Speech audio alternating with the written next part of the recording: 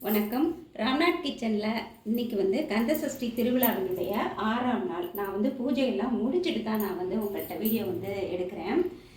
முதல்ல இது என்ன கான்செப்டில் வச்சுருக்கேன் அப்படின்னா,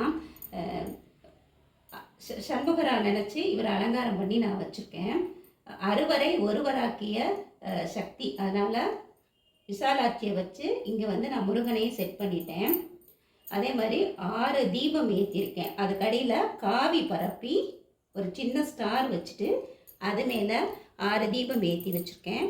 அறுபடை வீட்டுக்கும் நான் வந்து சூடங்காட்டுறது ஏற்றிருக்கேன். திருநீர் ஒரு தட்டில் திருநீர் பரப்பி அதில் வந்து சூடம் ஏற்றிருக்கேன். இது வந்து சரவண பொய்கை. இது வந்து சரவண பொய்கையாக நினச்சி நான் இதை வந்து சும்மா தொட்டியில் தண்ணி வச்சுருக்கேன். 2 பக்கம் விளக்கேற்றியாச்சு. அதே மாதிரி முருகனுக்கு வந்து பார்த்திங்கன்னா சிறப்பான பூக்களால் அர்ச்சனை பண்ணியிருக்கேன். இன்றைக்கி என்னென்ன பூக்கள் அப்படின்னு பார்க்கலாமா?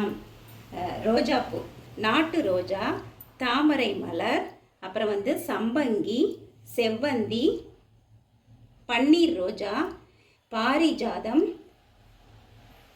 இது வந்து மனோரஞ்சிதம் மலர், இது வந்து சண்பக மலர். அவ்வளோதான். அதே மாதிரி இந்த முருகனை வந்து ஸ்வர்ண அலங்காரத்தில் பச்சரிசி பரப்பி அதில் வந்து சொர்ணம் பூக்கள், தாமரை பூக்களால் நான் வந்து ஸ்டார் வரைஞ்சி அதில் வச்சுருக்கேன். இங்கே வந்து மாவிளக்கு வச்சாச்சு.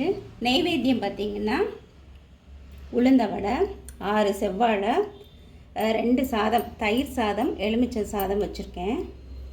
அவ்வளோதான்.